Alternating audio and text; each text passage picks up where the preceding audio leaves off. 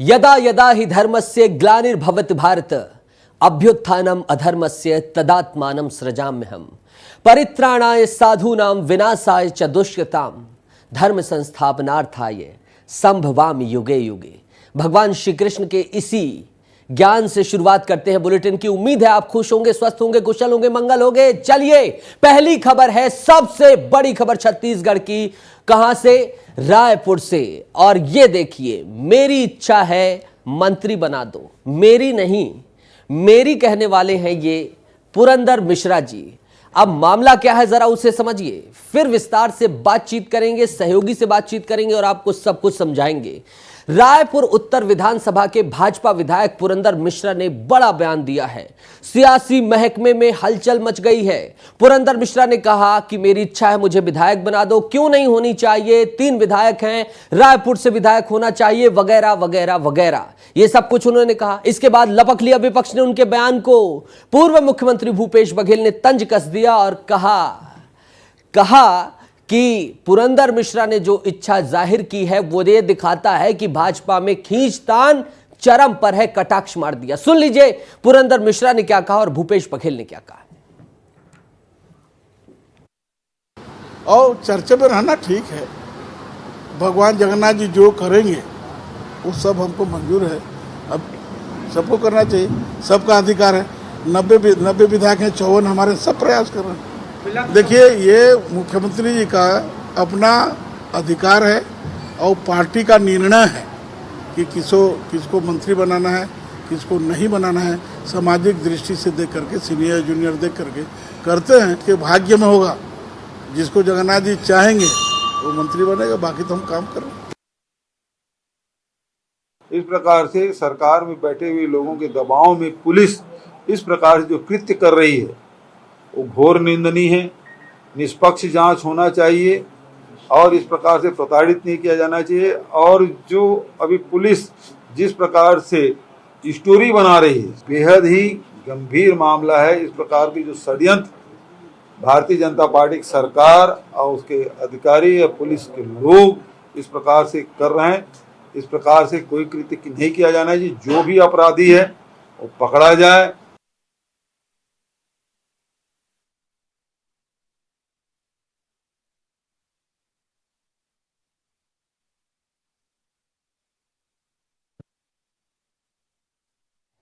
बयान के बाद सियासी हलचल मच गई है। पूरे छत्तीसगढ़ के सियासी महकमे में सिर्फ एक ही चर्चा चल रही है कि इच्छा जाहिर कर दी गई है।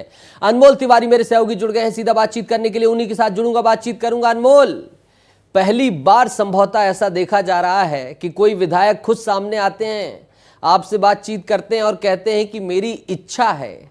इच्छा जाहिर कर दी, अनुशासन वाली पार्टी है, क्या हो सकता है? अब बिल्कुल देखिए नितेश, भाजपा में अमूमन ऐसा होता नहीं है। कोई भी अगर आप नेता से बातचीत करेंगे तो वो संगठन को हवाला दे देते हैं संगठन का कि संगठन जो करेगी हम उसी का जो निर्णय है वो सर्वमान्य होगा और उसी का पालन करेंगे। लेकिन आज जब पुरंदर मिश्रा से मैं बातचीत कर रहा था तो उन्होंने खुलकर अपनी इच्छा जाहिर की और उन्होंने कहा कि अगर हमें मंत्री पद का दायित्व दिया जाएगा तो हम इसके लिए इच्छुक हैं और हम भी हैं, हम विधायक हैं, हम मंत्री बन सकते हैं। उन्होंने चुटकी भी ली। उन्होंने एक अपना शायराना अंदाज में कहा कि देखिए, जिस तरीके से अगर आप शादी करते हैं तो बच्चे पालने की इच्छा रखते हैं ना, वो बता रहे थे तो बोलते हैं कि आप शादी करते हैं तो बच्चे पालने की इच्छा रखते हैं, तो वैसे ही अगर हम विधायक हैं तो हम भी मंत्री बनने की इच्छा रखते हैं और अगर हमें ये दायित्व सौंपा जाएगा तो हम जरूर ये दायित्व को लेंगे। तो पुरंदर मिश्रा से जो बातचीत हुई नितेश, उससे समझा जा सकता है कि पुरंदर मिश्रा जो है मंत्री बनने को लेकर के काफ़ी इच्छुक नज़र आ रहे हैं और उन्होंने शायद इसे लेकर के सरकार को भी जो है अपनी मंशा साफ कर दी है। और आज चर्चा इस बात की तेज हो गई क्योंकि वो राजभवन में आज मुख्यमंत्री के साथ अंदर मौजूद थे। जब मुख्यमंत्री विष्णुदेव साय जो है राजभवन में राज्यपाल से मिलने गए थे, तो इसके बाद चर्चाओं का बाजार और गर्म हो गया कि आखिरकार पुरंदर मिश्रा और मुख्यमंत्री एक साथ राजभवन में क्या कर रहे थे, क्या बातचीत हुई होगी। हालांकि पुरंदर मिश्रा ने इस पर सफाई दिया कि हमारी इसको लेकर के, मंत्रिमंडल को लेकर के चर्चा नहीं हुई है, वो मुख्यमंत्री का विशेषाधिकार है। और उन्होंने एक और बड़ी बात कह दी है नीतीश कि उन्होंने कहा है कि देखिए रायपुर में अब भाजपा के 3 विधायक है, बृजमोहन अग्रवाल ने इस्तीफा दे दिया है, तो अगला मंत्री जो बनेगा, एक मंत्री जो बने वो रायपुर से ही बने। और हम जो 3 विधायक हैं, चाहे राजेश मूणत हो गए, अनुज शर्मा हो गए और पुरंदर मिश्रा खुद, यही 3 में से एक मंत्री बनना चाहिए। तो कहीं ना कहीं उन्होंने अपनी मंशा साफ कर दी है, उन्होंने इच्छा जाहिर कर दी है कि देखिए मैं तैयार हूं, अगर मेरे को मंत्री बनाया जाता है। रोक देता हूं, बने रहिएगा। अभी तक का जो आपने वृत्तांत बताया है वो जनता सोच रही होगी कहां की बात कर रहे हो भैया, हमें भी बता दो, सुना दो। तो जो आपकी बातचीत हुई है वो भी सुनाना जरूरी है, रोक रहा हूं। देखिए जब बात हुई तो किस तरह से इच्छा जाहिर की, किस तरह से कहा कि मुझे मंत्री बना दो। अच्छा विधायक जी, मैं आपका व्यक्तिगत, क्योंकि आप विधायक हैं और आप मंत्री बन सकते हैं, तो इच्छा तो होगी ना? क्यों नहीं होगी, इच्छा क्यों नहीं होगी? हर आदमी का इच्छा होता है। शादी करेगा तो बेटा पाने की इच्छा होगा कि नहीं? यदि शादी करेगा तो बेटा पाने की इच्छा होगा कि नहीं होगा? कौन नहीं चाहेगा कि मेरा बेटा ना हो? हर आदमी चाहता है कि मैं 10वीं पास होने के बाद 11वीं पढूं, 11वीं पास होने के बाद 12वीं पढूं और कॉलेज पढूं, डॉक्टर बनूं, इंजीनियर बनूं, सबकी इच्छा रहती है। क्या लगता है मंत्री बन जाएंगे? देखिए हम तो जगन्नाथ जी के ऊपर छोड़े, हमारा तो जगन्नाथ जी सब कुछ है और हमारे बड़े पार्टी में बड़े बड़े बैठे हैं ऊपर, वो लोग निर्णय करेंगे, जो योग्य होगा उसको देंगे। अच्छा, आपने एक बात और कही पुरंदर जी कि रायपुर से जो विधायक है, राजधानी से अभी बृजमोहन अग्रवाल ने इस्तीफा दे दिया है, तो रायपुर से एक विधायक को मंत्री बनाना चाहिए। निश्चित बनाना चाहिए, रायपुर राजधानी है ही। हम 4 विधायक हैं थे, एक तो इस्तीफा दे दी, किसी को बनाना चाहिए। राजधानी को खाली कैसे छोड़ सकते? मतलब आप तीनों में से किसी एक को बनाना चाहिए? निश्चित ही बनाना चाहिए, क्यों नहीं बनाएंगे? अभी तो बने थे, पिछले 15 साल के रमन सिंह के सरकार में 2 मंत्री थे, तो अभी नहीं बनाएंगे क्या? राजधानी का इतना किस्मत खराब हो गया। तो आपकी दावेदारी मजबूत लग रही है? ये वक्त बताएगा। जय जगन्नाथ। देखिए पुरंदर मिश्रा हमारे साथ है, रायपुर उत्तर से विधायक हैं और बहुत ही बेबाकी से बात कर रहे हैं और कह रहे हैं कि बिल्कुल हमें इच्छा है कि अगर हमें दायित्व सौंपा जाए मंत्री पद का तो हम क्यों नहीं इस दायित्व को लेंगे, क्योंकि हम विधायक हैं। और ये भी कह रहे हैं कि रायपुर से 3 विधायक हैं फिलहाल भाजपा के, तो इन तीनों में से भी एक को ज़रूर जो है मंत्रिमंडल में शामिल करना चाहिए। अब देखने वाली बात होगी कि आने वाले समय में जब भाजपा 2 रिक्त पदों को भरेगी तो उसमें किसका नाम सामने निकल कर आता है। कैमरा पर्सन किशन के साथ अनमोल तिवारी, विस्तार न्यूज़। तो इस तरह से ये बात सामने आई कि मेरी इच्छा है मुझे मंत्री बना दो, पुरंदर जी की इच्छा है भैया कि मंत्री बना दो। दावेदारी भी कर रहे हैं कि रायपुर से हम 3 विधायक हैं, हमें मंत्री बना दो, बनना ही चाहिए, क्यों नहीं बनना चाहिए? इतना बड़ा शहर है, राजधानी है। अनमोल तिवारी मेरे सहयोगी जुड़े हुए हैं, सीधा उन्हीं का रुख करूंगा। अनमोल, वो 3 लोग कौन हैं जिनकी इच्छा के साथ पुरंदर जी की इच्छा जुड़ी हुई है कि ये भी बन जाएं? और थोड़ा उनकी दावेदारी भी बताइएगा कि उनकी दावेदारी कितनी है। देखिए पुरंदर मिश्रा विशेष तौर पर राजधानी रायपुर की बात कर रहे थे, क्योंकि उन्होंने उदाहरण भी दिया कि रमन सिंह के कार्यकाल में बृजमोहन अग्रवाल और राजेश मूणत 2 मंत्री थे, तो राजधानी की इतनी किस्मत थोड़ी खराब हो जाएगी कि एक भी मंत्री विष्णुदेव साय की मंत्रिमंडल में नहीं रहेगा। तो वो जिक्र कर रहे थे अपने साथी अनुज शर्मा और रायपुर पश्चिम से विधायक है राजेश मूणत कि हम 3 हैं। और देखिए पुरंदर मिश्रा जो है इतना मजबूती के साथ जो दावा कर रहे हैं नीतीश, ये समझने वाली बात है कि इसके पीछे वजह क्या है। वजह यह है कि हाल ही में संपन्न हुआ उड़ीसा विधानसभा चुनाव, वहां पे इन्हें एक बड़ी जिम्मेदारी दी गई थी प्रचार प्रसार की, और वहां पर इन्होंने अच्छा प्रदर्शन करके दिखा दिया। भाजपा को एक बहुत बड़ी जीत मिली उड़ीसा में, क्योंकि एक उड़िया बेल्ट है, उड़िया भाषा में इनकी पकड़ है, छत्तीसगढ़ में भी उड़िया समाज में एक बहुत बड़ा प्रतिनिधित्व करते हैं। तो इनका जो पकड़ है उसको लेकर के जो है इनकी दावेदारी मानी जा रही है और मुख्यमंत्री के काफी नजदीकी माने जाते हैं पुरंदर मिश्रा। तो हो सकता है कि आने वाले मंत्रिमंडल में इनका नाम शुमार हो, ऐसा पुरंदर मिश्रा भी चाहते हैं। बिल्कुल, और अब देखना होगा। बहरहाल उन्होंने 3 कहा है, 6 विधानसभा सीटें हैं, वो 3 कौन है जिनके लिए इच्छा नहीं जाहिर की है, वो भी देखना होगा। दिलचस्प होगा, बातचीत होती रहेगी अनमोल।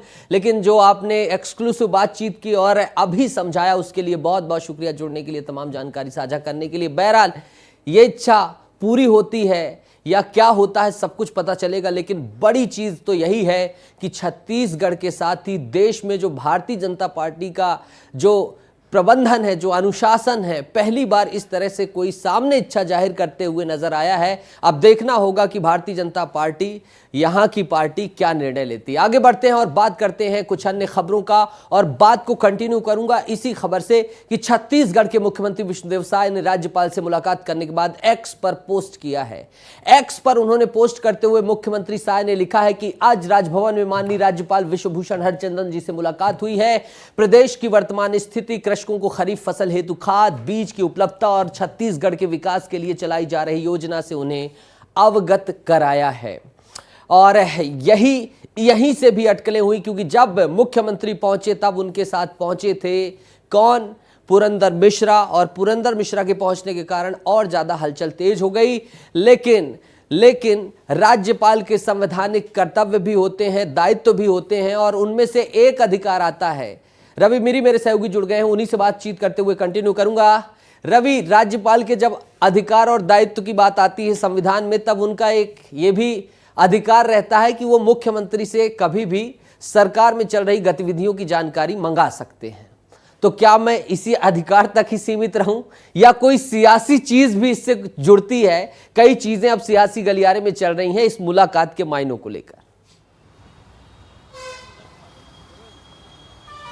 नितेश, उनके अधिकार की बात करें तो वो तो उनका स्वेच्छाधिकार है कि जब चाहे वो सरकार के कामकाज की जानकारी लेने के लिए मुख्यमंत्री विष्णुदेव साय को बुला सकते हैं और पूरी जानकारी ले सकते हैं।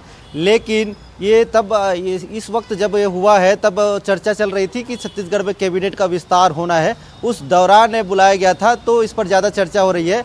लेकिन नितेश, एक चीज़ आपको मैं बता देता हूँ कि जब विष्णुदेव साय वहाँ पर पहुँचे थे तो ये लोकसभा चुनाव के ठीक बाद पहली बार राज्यपाल से मुख्यमंत्री की मुलाकात थी। तो इसमें दो बड़ी बातें हैं। सबसे बड़ी बात यह है कि कैबिनेट का विस्तार होना है, इस पर मुख्यमंत्री ने राज्यपाल को एक संकेत दे दिया है कि कैबिनेट का विस्तार करना है, तो आपका टाइम चाहिए, कब आप समय देंगे उसके हिसाब से हम एक कार्यक्रम करेंगे। और दूसरी बड़ी बात यह है कि अब मानसून सत्र आने वाला है, 22 जुलाई से मानसून सत्र शुरू होने वाला है, तो इसकी भी तैयारी चल रही है। तो मानसून सत्र को लेकर भी मुख्यमंत्री ने राज्यपाल को बता दिया होगा कि कैसे कैसे इस बार मानसून सत्र में क्या क्या बड़ी कार्रवाई होने वाली, क्या क्या बड़े इनके पास विधायकी कार्य हैं, इन सभी चीज़ों की जानकारी दी गई है। नितेश, बिल्कुल रवि, शुक्रिया जुड़ने के लिए, तमाम जानकारी साझा करने के लिए और इतने अच्छे से समझाने के लिए। रवि भाई कि क्या क्या होने वाला है, एक तरफ से मत देखिए खबर को, विस्तार न्यूज के आप दर्शक हैं, सभी आयामों से देखा करिए, क्योंकि खबरों के बहुत आयाम होते हैं।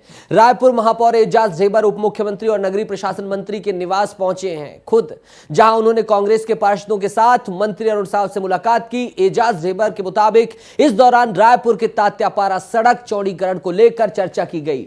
महापौर एजाज ढेबर ने कहा कि तात्यापारा सड़क चौड़ीकरण शुरू करने के लिए मांग करेंगे। पूर्ववर्ती सरकार में 137 करोड़ दे चुका गया था, 4 करोड़ रुपए के मिलने के बाद भी अभी तक काम शुरू नहीं हुआ है, ऐसा एजाज ढेबर ने कहा है। क्या कहा है सुन लीजिए खुद। आज रायपुर की सबसे बड़ी समस्या, सबसे प्रमुख समस्या अगर रायपुर में है तो यातायात को लेकर, तो वो चौड़ीकरण अभी तक क्यों नहीं हो पाया?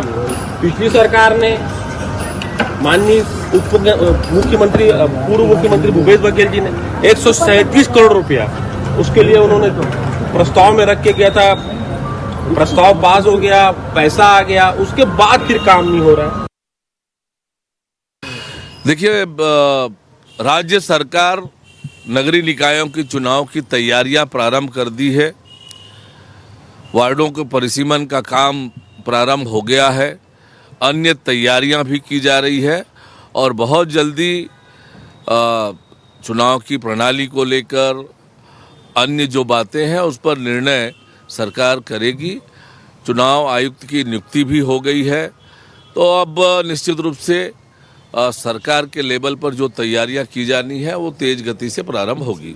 भाई एक बयान आपने देख लिया, मांग की जा रही है, दूसरा बयान है निकाय चुनावों से जुड़ा हुआ, मतलब मामला गंभीर है। रोहित मेरे सहयोगी जुड़ गए हैं, वही समझाएंगे, मेरे बस के तो बाहर मामला हो गया है। रोहित, अभी तक मीडिया की सुर्खियों से दूरी बनाने वाले एजाज ढेबर अब सीधा उप मुख्यमंत्री के निवास पहुंच रहे हैं और मांग कर रहे हैं। मांग अभी दिखी कि मांग पहले क्यों नहीं दिखी? ये बड़ा टाइमिंग को लेकर लोचा हो गया है। रोहित भाई क्लियर कर दीजिए, कहीं ऐसा तो नहीं कि निकाय चुनाव का बिगुल फूक गया है?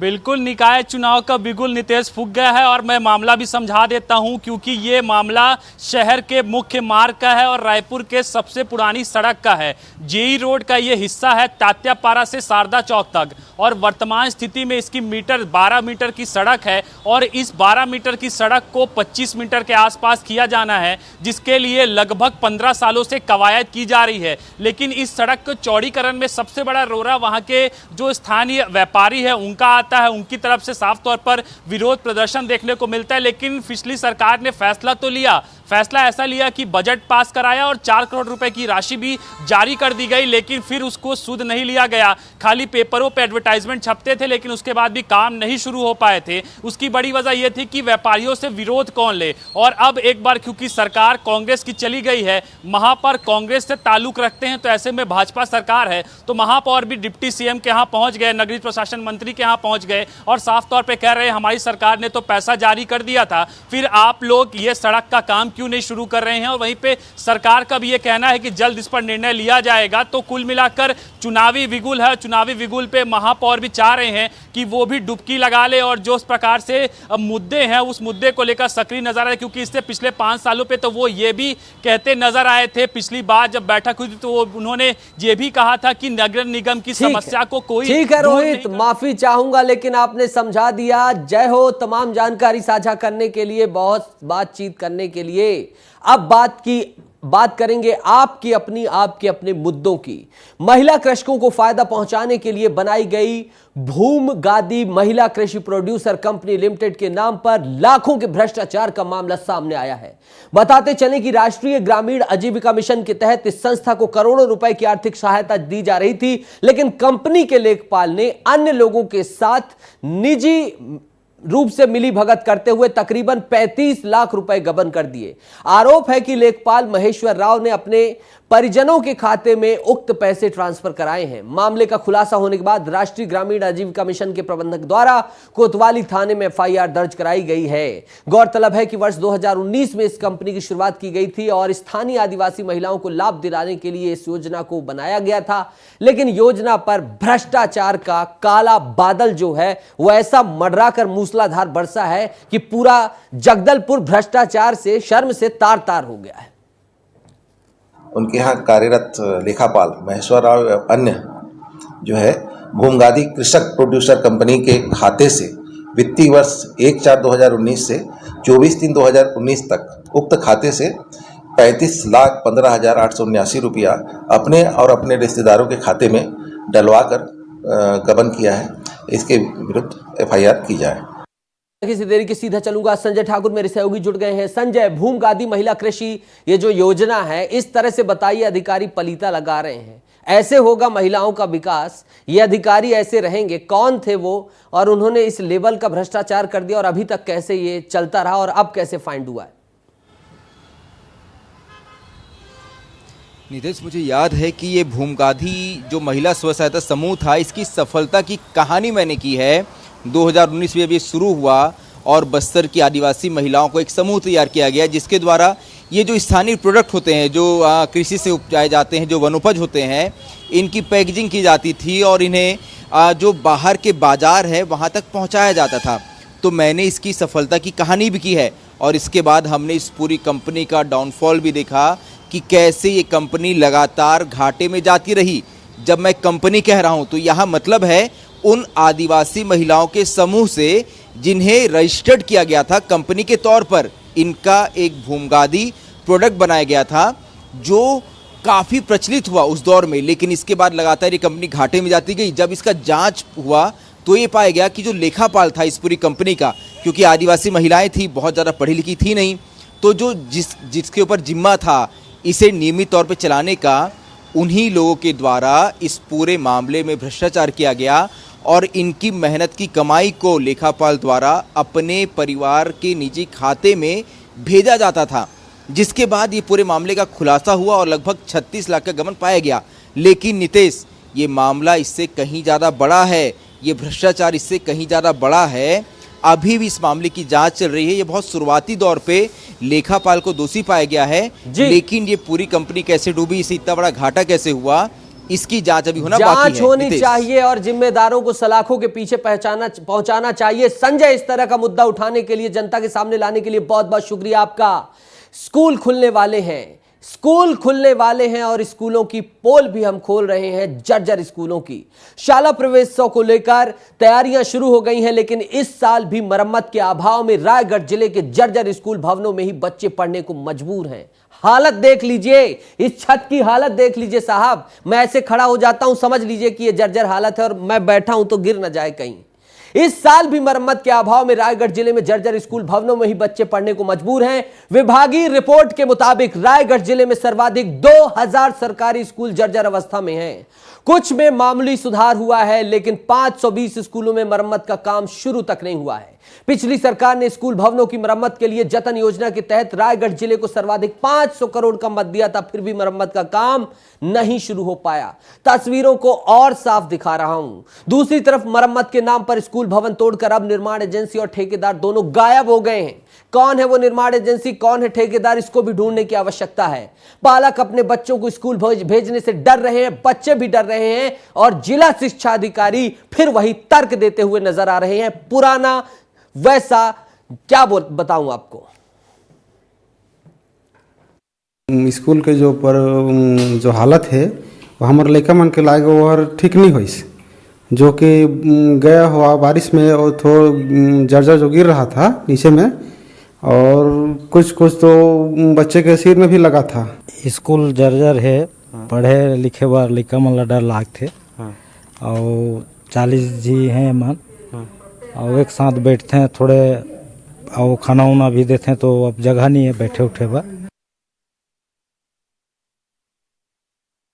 प्रगतिरत कार्य स्कूल की संख्या 247 है, तो जिसमें से कुछ स्कूल पूरा हो जाएंगे और कुछ इसमें से बचेंगे। तो इसके लिए वैकल्पिक व्यवस्था कर लिया गया है। सभी विकासखंड शिक्षा अधिकारियों को निर्देशित किया गया था और उनके द्वारा प्रमाण पत्र भी दिया गया है। अरे बाखला साहब, अगर सब कुछ कर ही दिया गया है तो ये आलम क्यों देखने को मिल रहा है। अश्विनी मालाकार मेरे साथ जुड़ गए हैं। अश्विनी, बताइए, शाला प्रवेशोत्सव शुरू हो रहा है, 500 करोड़ रुपए दिए गए, एजेंसी का पता नहीं, ठेकेदार का पता नहीं, और बच्चों को पढ़ाई के लिए फिर इन्हीं खुली नंगी छड़ों के नीचे भेजा जा रहा है, सीमेंट की भरभराती छतों के नीचे। नितेश, बता दूं, रायगढ़ जिले में प्रदेश में सबसे ज्यादा जो जर्जर स्कूल है वो रायगढ़ जिले में है, और इसके लिए जो पिछले सरकार थी उसने 500 करोड़ रुपए दिए थे, लेकिन जो ठेकेदार है उनकी मनमानी कह दें और जो जिम्मेदार है उनके ऊपर संरक्षण कह दें, इसका खामियाजा है वो देखने को मिल रहा है। जो अब तक 26 को प्रवेश उत्सव मनाना है, अभी तक स्कूल जर्जर स्कूल है वो बनने थे, लेकिन अभी तक मरम्मत 500 से ज्यादा स्कूल उनमें चालू ही नहीं हुए हैं। तो कहीं ना कहीं जो जर्जर स्कूलों के बीच है वो बच्चे बैठने को मजबूर हो जाएंगे। और जब अधिकारियों से बात करते तो उनका जवाब सुन लीजिए क्या कह रहे हैं। वो कह रहे हैं कि निर्देश कर दिए हैं, आरएस विभाग को हमने जिम्मेदारी सौंप दी है, हमारा काम है पैसा जारी करना। तो कहीं ना कहीं बड़ी लापरवाही है अश्विनी, लेकिन बहादुरी से आपने दिखाया है। डीओ साहब से आग्रह है करबद्ध कि आप शुरू कर दीजिए काम। अश्विनी, बहुत बहुत शुक्रिया इस खबर में जुड़ने के लिए, तमाम जानकारी साझा करने के लिए। आपका अपना चैनल जब कहते हैं साहब तो आपकी अपनी बात ही करते हैं। मकान तोड़ने गई निगम की टीम के साथ विवाद हुआ है, बड़ी खबर आ गई है। स्थानीय लोगों के साथ विवाद हुआ है, अवैध कब्जा हटाने गई थी नगर निगम की टीम। अटल आवास में शिफ्ट करने की तैयारी है, कांग्रेस ने कार्रवाई का विरोध कर दिया है। बात कर रहा हूं बिलासपुर की। पूर्व विधायक शैलेश पांडे समेत कई नेता मौके पर पहुंचे, बोले भारतीय जनता पार्टी का यह अमानवीय चेहरा है।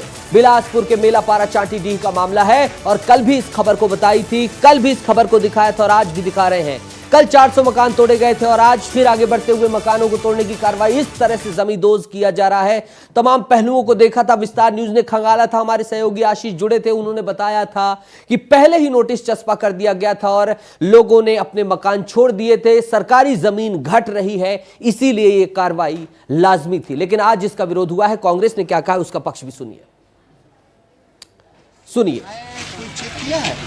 पानी है कि नहीं है, नहीं। और बरसात के समय भाई, बरसात के समय एक बात बताता हूँ, सुविधाएं चेक किया है कि पानी है कि नहीं है, नहीं। और बरसात के समय भाई, बरसात के समय एक बात। आशीष दुबे मेरे सहयोगी जुड़ गए हैं। आशीष जी, कल कांग्रेस वाले नहीं पहुंचे थे, आज पहुंच गए। कल 400 घरों को जमींदोज किया गया था, आज कितने घरों को किया गया है और कह रहे हैं कि ये गलत हो रहा है, तो जरा सत्य से वाकिफ करा दीजिए। नितेश, मैं एक शायरी के साथ इस खबर को शुरू करूंगा कि बरसों लग जाते हैं मकान बनाने में और चंद पल नहीं लगाते इसे ढहाने में। कल से ये कार्रवाई चल रही है, आप देख रहे होंगे तस्वीरों में, वीडियो में। लगातार नगर निगम वालों ने एक टारगेट रखा है कि हर दिन इतने मकान तोड़ने हैं। कुल 742 मकान बिलासपुर में टूटना है और ये 90 कल और आज जो है लगभग 100 से ज़्यादा मकानों पर बुलडोजर चला दिया गया है। कार्रवाई अभी भी चल रही है।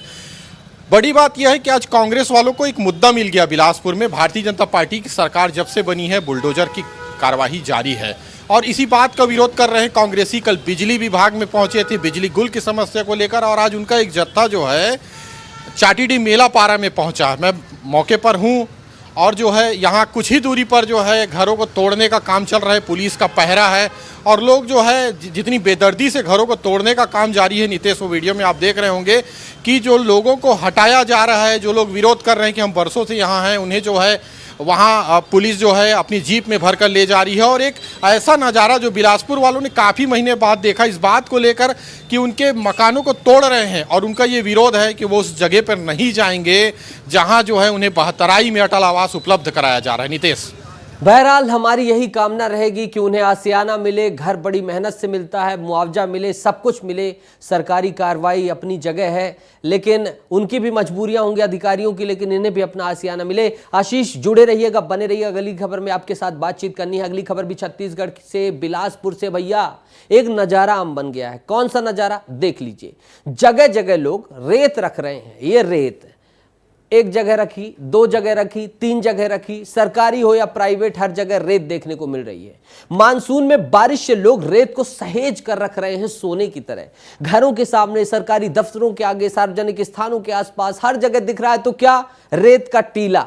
तस्वीरें पूरे बिलासपुर की जगह जगह से ली गई हैं। विस्तार न्यूज ऐसे कोई बात नहीं कहता है, जिसके कारण कभी भी कोई बड़ी घटना हो सकती है, इसका भी अंदेशा लोग जता रहे हैं। बिलासपुर की अरपा नदी हो या फिर खारंग मनिहारी नदी हो या फिर कोई इलाका, हर जगह माफिया भी जगह जगह से रेत निकाल रहे हैं, ये भी खबरें हैं। बारिश से पहले इसे रखने की तैयारी बड़े जोर शोर से चल रही है और आशीष मेरे सहयोगी जुड़े हुए हैं। सीधा बिना किसी देरी के उन्हीं के पास चलूंगा, बातचीत करूंगा। आशीष, बिलासपुर वासी रेत को अब सहेज कर क्यों रखने लगे? क्या है? बरसात में क्या डर है? बरसात में तो निर्माण कार्य भी नहीं हो पाता। और ये जो अवैध रेत की बात है, इस समस्या से प्रशासन क्यों नहीं निजात पा रहा है, ये भी बता दीजिए। एक लाइन में बताता हूं नितेश कि मकान बनाना अब जो है महंगा हो गया है। रेत के दाम जो है प्रति ट्रैक्टर 5 से 6 और गुणवत्ता वाले रेत के दाम तो 10,000 रुपये तक बिलासपुर में हो चुके हैं। और यही कारण है कि रेत निकालने का खेल और उन्हें जो है जहां जिन्हें जैसे मन आ रहा है वो रख रहे हैं और वहां से आना जाना। देखिए आप, मैं दूसरे एंगल पर आता हूं कि सबसे ज़्यादा जो ज़रूरी है वो लोगों का है कि वो सड़क से जब आते जाते हैं तो उतनी फिसलन होती है। और बाकायदा देखिए आप, जो हमने तस्वीर भेजी है वो बिल्कुल कहीं सड़क किनारे है, कहीं बाउंड्री वाल करके है। रेत को ऐसे सहेज कर रखा जा रहा है कि जैसे इसकी इतनी ज़रूरत हो बारिश में कि कई सारे निर्माण काम इसके कारण अटक जाएंगे। और दूसरी जो बात है, ये इस बात को साबित करती है कि खनिज अमला जो है कितना गैर गंभीर हो चुका है कि जिस तरह से रेत निकाल कर और सड़क पे रख रहे हैं तो कार्रवाई भी नहीं हो रही। या तो निगम को इस पर कार्रवाई करनी चाहिए या जो है खनिज अमले को, क्योंकि ये दोनों का दायित्व है। दूसरी तरफ जो है नदियों को खोदने में, नदियों के सीने को छलनी करने में भी जरा भी कोताही नहीं बरत रहे भू माफिया या रेत माफिया, क्योंकि यही निर्माण की आड़ में जो है लगातार रेत निकाल रहे हैं। और पता नहीं कब तक जो है ये खेल जो है बिलासपुर में चलता रहेगा। हमारी माँ है, हमारी भावनाएं हैं अरपा नदी, वहाँ से लगातार जो है कई ट्रैक्टर रेत जो है निकाल कर उसका उपयोग जो है कमर्शियल किया जा रहा है, घर मकान बनाने में किया जा रहा है, दुकान बनाने में किया जा रहा है। और कुल मिलाकर जो है अधिकारियों को पता नहीं ये बात क्यों समझ में नहीं आ रही है कि रेत जाने से जो है माँ अरपा जो है हमारी वो कहीं खोखली होती जा रही है। नितेश, बिल्कुल उम्मीद है। बहुत ही शानदार आपने अंदाज से बताया है आशीष भैया। फॉर्म में आ रहे हैं आप, तारीफ कर दे रहा हूं ऑनलाइन, कमाल कमाल धमाल मचा दिया। बहुत बहुत धन्यवाद, बहुत बहुत शुक्रिया और उम्मीद है कि आपकी इस खबर का असर हो, अधिकारी देखें और मां अर्पा की रक्षा करें। आगे बढ़ेंगे और एक महत्वपूर्ण खबर आपको दिखाएंगे। प्रदेश में लोकसभा चुनाव के बाद अब हड़ताल का सिलसिला शुरू हो गया है।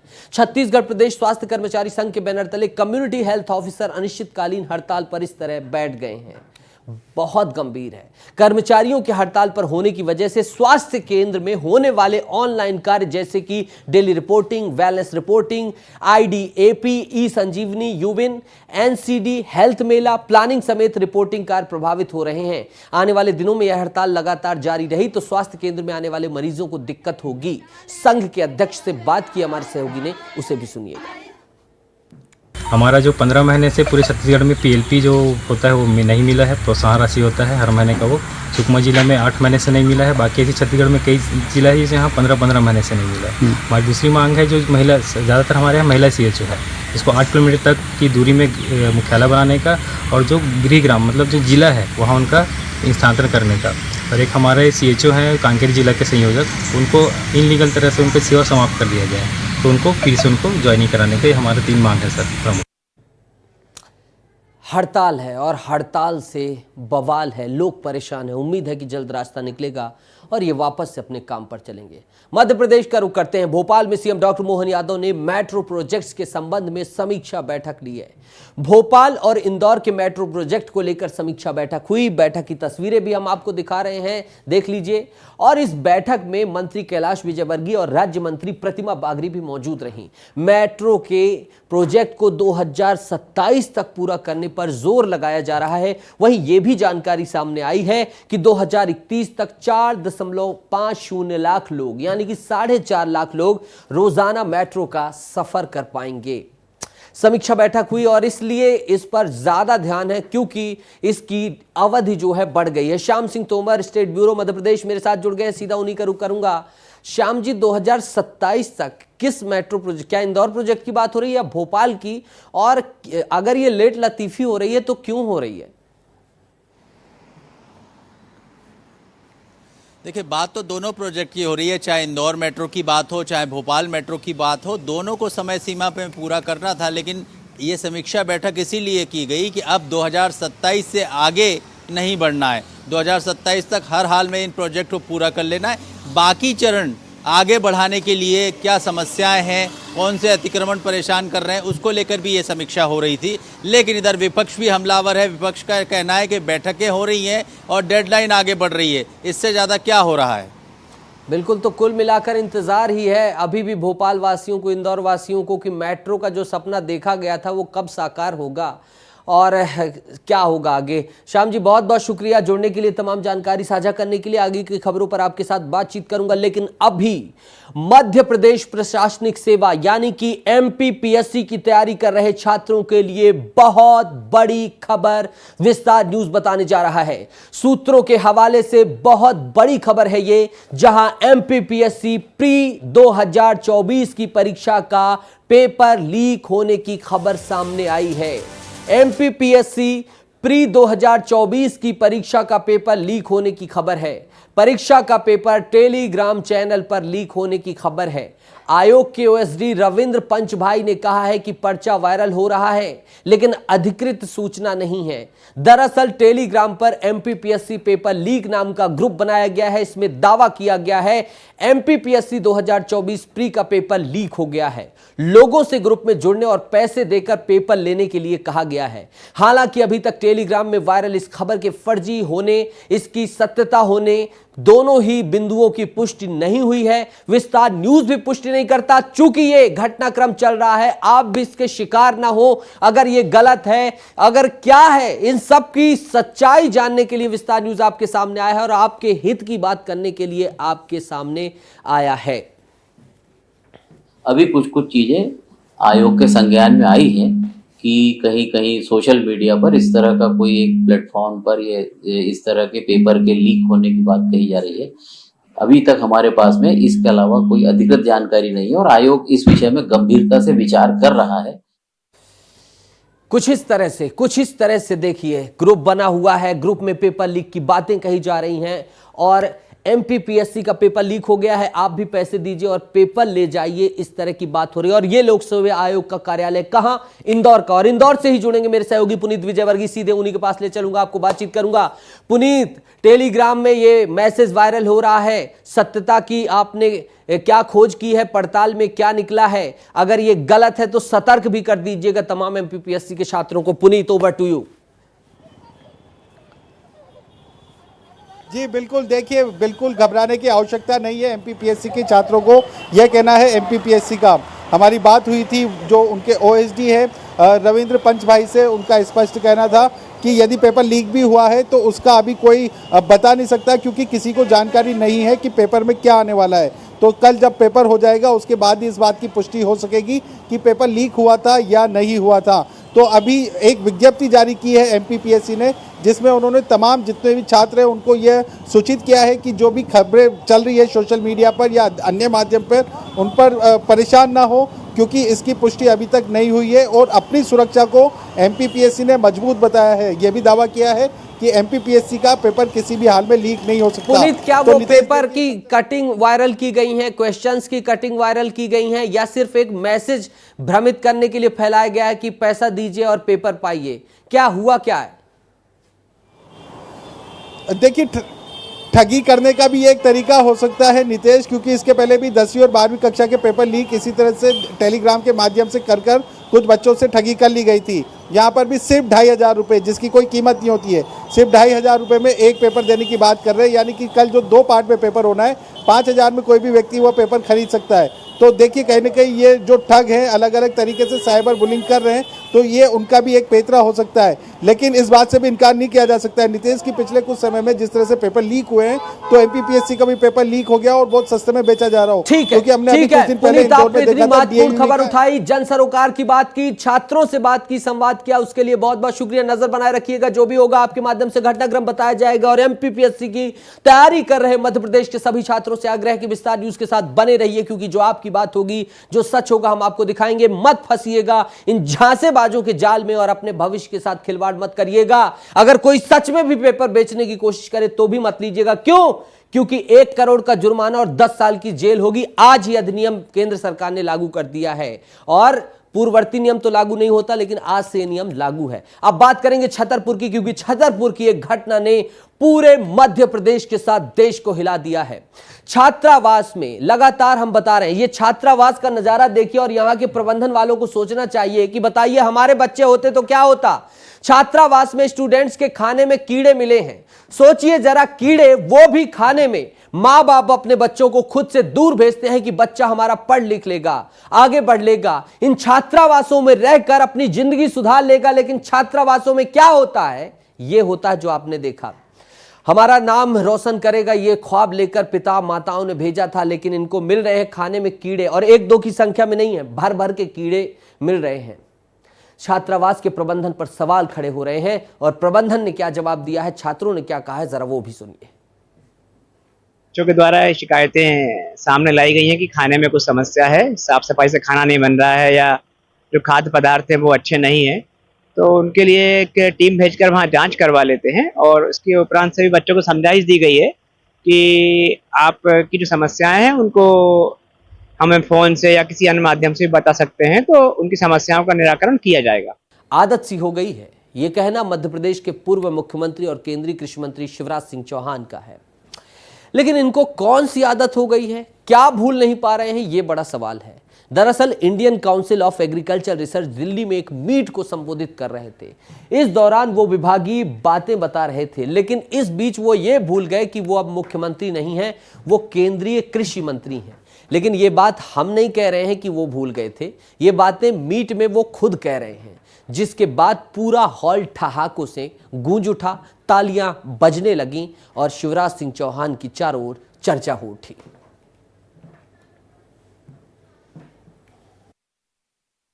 मैं सूची बनवा रहा था कि और बनाओ, पाठक जी को भी पता है कि और किस किस से मिलूं।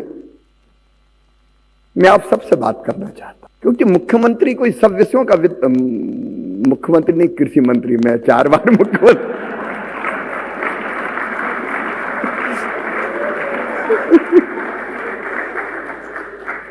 अब 20 एक साल रहा हूं तो कुछ दिन तो लगेंगे भूलने में। तो वहां भी मुझे ये गुमान नहीं था कि हम ही सब जानते हैं। शिवराज सिंह चौहान अपने इसी अंदाज के लिए जाने जाते हैं। माहौल कैसा भी हो, रंग जमाना बेहद तरीके से जानते हैं, सभा बहलाना जानते हैं, लोगों को अपना बनाना जानते हैं। वैसे शिवराज की बात भी सही है, 20 साल मुख्यमंत्री रहे तो कुछ दिन तो लगेंगे भूलने में। आगे बढ़ते हैं और बात करते हैं, थोड़ी बातचीत जो हमारे सहयोगी ने करी है उसे भी सुनाना भी चाहते हैं, क्योंकि कांग्रेस पूरी तरह से अमरवाड़ा उपचुनाव में लग गई है। उसकी नजर मानसून सत्र पर भी है, साथ ही बागी विधायकों पर भी है। रामनिवास रावत और निर्मला सप्रे, बीना और श्योपुर की बात कर रहे हैं। बातचीत सुन लीजिए, फिर इसके बाद बातचीत करेंगे सहयोगी के साथ और आपको हर खबर विस्तार से बताएंगे। मध्य प्रदेश में लोकसभा चुनाव के बाद अब विधानसभा के उपचुनाव होने हैं। अमरवाड़ा विधानसभा सीट पर कांग्रेस अपने प्रत्याशी खड़े कर दिए हैं। कांग्रेस ने स्टार प्रचारकों की लिस्ट भी जारी कर दी। वहाँ से बातचीत करने के लिए नेता प्रतिपक्ष उमंग सिंगार है। सर, अमरवाड़ा एक बड़ी चुनौती है क्योंकि छिंदवाड़ा में लोकसभा चुनाव कांग्रेस हारी है। अब अमरवाड़ा को कैसे देखते हैं, इसकी क्या तैयारी कांग्रेस की रहने वाली है?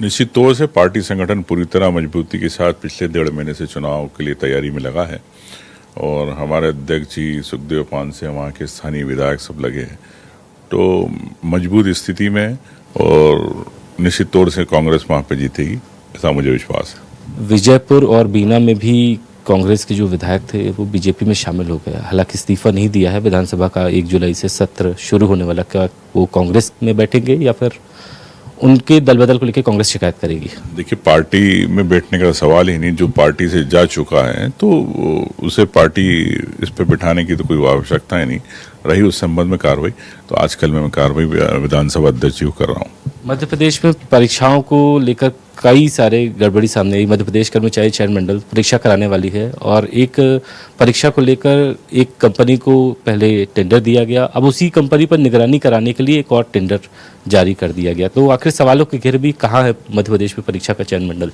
देखिए, मध्य प्रदेश तो अब एक युवाओं के साथ उनके भविष्य को खिलवाड़ को लेके एक बड़ा अड्डा बन गया है। पहले व्यापम का घोटाला हुआ, उसके बाद पटवारी घोटाला हुआ, आप चयनित की बात कर रहे इसका, तो इस प्रकार के घोटाले हो रहे। नर्सिंग का आपने देख ही लिया सामने, और जो पीएससी के थे आपके जोशी जी, अब एनटीए के चेयरमैन हैं, वहाँ पे जा चुके हैं। तो एनटीए ने क्या करा नीट की परीक्षा में, हमारे राहुल जी ने इस मामले को उठाया भी है, कांग्रेस ने भी उठाया। तो निष्पक्षता होना चाहिए, अगर निष्पक्षता नहीं रहेगी तो देश के युवा, प्रदेश के युवाओं का भविष्य खतरे में। ये भारतीय जनता पार्टी को एक जवाबदारी के साथ इसमें तय करना चाहिए। ये थे उमंग सिंगार जो कह रहे हैं कि विधानसभा में जनता से जुड़े हुए सभी सवाल उठाए जाएंगे। कैमरामैन नागिन के साथ विवेक पांडे, विस्तार न्यूज भोपाल। विवेक की बातचीत सुनाना जरूरी था क्योंकि सत्र बहुत निकट है। विवेक मेरे साथ जुड़ गए हैं। विवेक से सिर्फ मैं सीधा सवाल जानूंगा, सुबह से ही लगातार हर अपडेट दे रहे हैं।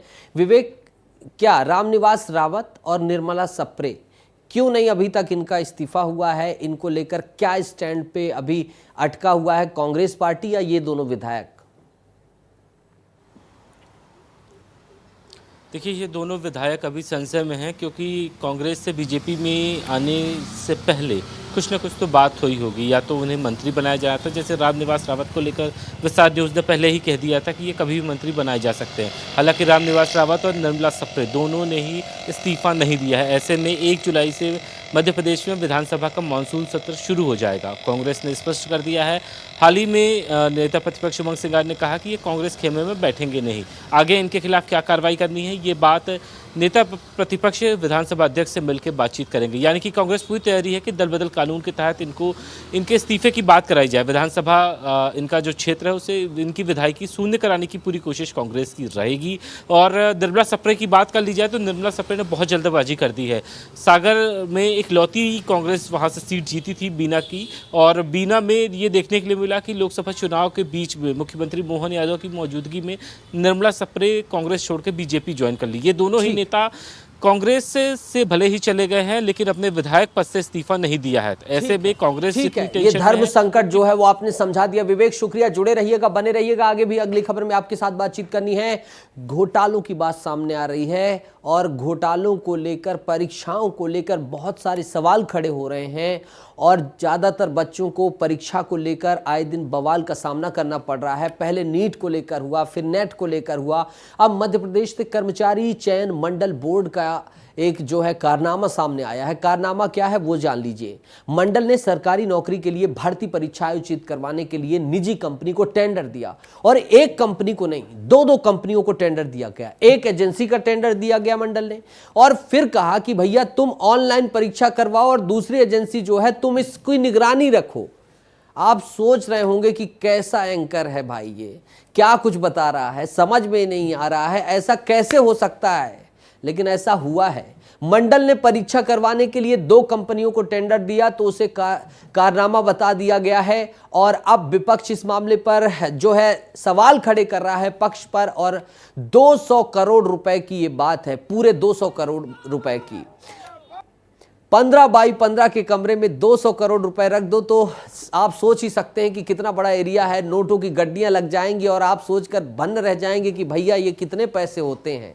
इतने पैसे होते हैं और कर्मचारी चयन मंडल ने सिर्फ परीक्षा करवाने के लिए 200 करोड़ का टेंडर दिया और एक कंपनी को टेंडर दिया और उसके पीछे दूसरी कंपनी लगा दिया। विवेक पांडे मेरे सहयोगी जुड़े हुए हैं, सीधा उन्हीं से बात करूंगा और जानने की कोशिश करूंगा। विवेक, 200 करोड़ रुपए की बात है और ये क्या होता है कि टेंडर देने के बाद एक दूसरी कंपनी को फिर से पीछे जांच करने के लिए लगा दिया जाए, या पहला नवाचार करने वाला यहीं के अधिकारी हैं मध्य प्रदेश कर्मचारी चयन बोर्ड के?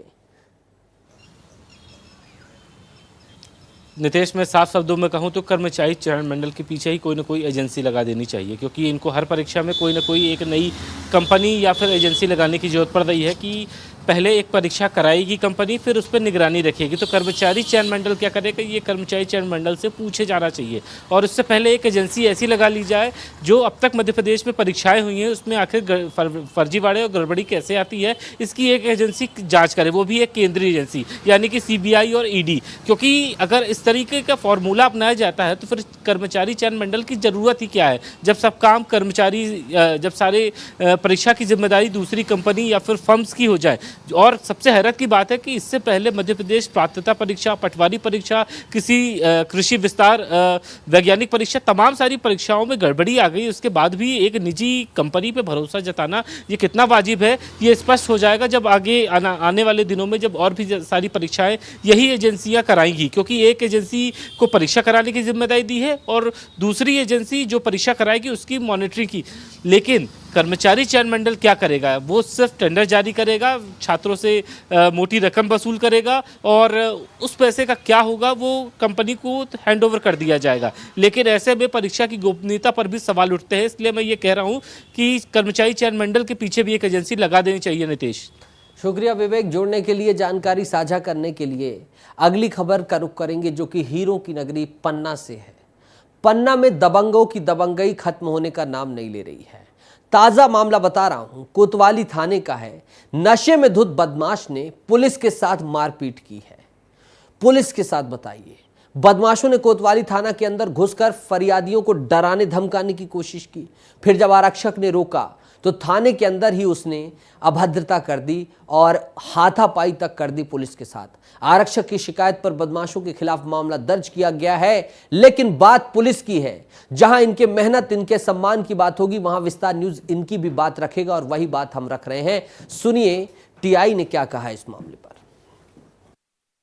परसों रात में 2 पक्ष 100 नंबर से आपस में विवाद हुआ था। एक ही समाज के थे दोनों विवाद हुआ था। थाने पर रिपोर्ट करने के लिए आए थे, क्योंकि उसमें से 2 लोग अत्यधिक शराब पिए हुए थे जो आपस में थाने पे भी विवाद करने लगे थाने के बाहर। तो संतरी द्वारा उन लोगों को समझाया गया, जिस पर से उनके द्वारा संतरी के साथ भी अभद्रता की गई है, जिसमें दोनों पक्षों का अपराध कायम किया गया है और एक संतरी की तरफ से भी अपराध कायम किया गया है। उसमें आरोपियों को गिरफ्तार कर न्यायालय पेश किया। और रीवा में बिजली समस्या को लेकर एक शख्स ने अनोखा प्रदर्शन किया है। शख्स अनोखा प्रदर्शन ऐसा करते हुए नजर आया, जंजीरें बेड़ियां डालकर। गांव में बिजली की समस्या को लेकर विश्वनाथ पटेल बेड़ियां डालकर पेड़ पर चढ़ गया और धरना प्रदर्शन शुरू कर दिया। घटना रीवा जिले के गुड़ तहसील के तमरा गांव की है, जहां पिछले कई दिनों से बिजली की समस्या की भारी परेशानी है। बिजली मिल ही नहीं रही है, क्या करता, जंजीर बांधकर पेड़ में चढ़ गया। विवेक तिवारी मेरे सहयोगी जुड़ गए, सीधा उन्हीं के साथ बातचीत करूंगा और जानने की कोशिश करूंगा कि आखिर कितनी समस्या है। विवेक, अब तो पानी बरस गया, स्थिति सामान्य हो गई होगी ओवरलोड की, ऐसा प्रदर्शन करना इनको क्यों जरूरत पड़ी? पेड़ में जंजीर, इतना क्या गांव में लाइट ही नहीं रहती थी? बिल्कुल, आपको बताना चाहूँगा नितेश कि विश्वनाथ पटेल जो तमरा देश गांव के हैं, रीवा जिले के गुड़ क्षेत्र में ये आता है, क्योंकि लंबे समय से बिजली की समस्या, पीडब्ल्यूडी की भी कई समस्याओं को लेकर ये विरोध प्रदर्शन कर रहे हैं। और ये अनोखा प्रदर्शन देखने को मिला है जब ये 80 फीट पेड़ पे चढ़ गए और जंजीर से अपने आप को जकड़ लिया है और अनुविभागीय अधिकारी के खिलाफ ये प्रदर्शन कर रहे हैं। उनसे जब बात की गई तो उनका यही कहना था कि केवल बिजली की समस्या नहीं है, बिजली तो है ही नहीं, लंबे समय से वो इसके लिए बिजली विभाग के अधिकारियों से विवेक, लेकिन एक चीज और ही, पुलिसों अब हथकड़ी नहीं डाला है, जंजीर नहीं लगावे, लेकिन ये जंजीर लगा के काहे चढ़ गए? जरा बघेली में बता दे थोड़ी कि का समस्या हो लागी और ऐसा जंजीर कहाँ मिल गई नहीं। अब जंजीर कहाँ मिली नितेश, यह तब हम नहीं बता सकीता है, लेकिन हम इतना जरूर बताओ कि विश्वनाथ पटेल अपने तमाम मागन गलई के पेड़ में चढ़े हैं, 80 फीट पेड़ में चढ़े हैं, वह रातों के चढ़े लाग, सवेरे तक नहीं उतरे आए। वहाँ तमाम लोग खड़े हैं जो यह कह रहे हैं कि उतरी आबा सब समस्या के समाधान हुई, लेकिन वो यह कहते कि जब तक अनुविभागीय अधिकारी खासकर जो यहाँ के एसडीएम है वैशाली जैन नहीं यहाँ पे आएंगी, वो नहीं उतरेंगे। चले जाओ अपना देख ले कि कहाँ से जंजीर आई ही, का है और इनके का समस्या ही। बहुत बहुत शुक्रिया जुड़े के लाने, बहुत बहुत धन्यवाद अपना का। तो फिर यही कहूंगा मैं, परित्राणाय साधूनां विनाशाय च दुष्कृतां धर्म संस्थापनार्थाय संभवामि युगे युगे। धर्म की संस्थापना के लिए आप खड़े रहिए, खुश रहिए, स्वस्थ रहिए, मस्त रहिए, मगन रहिए। नमस्कार।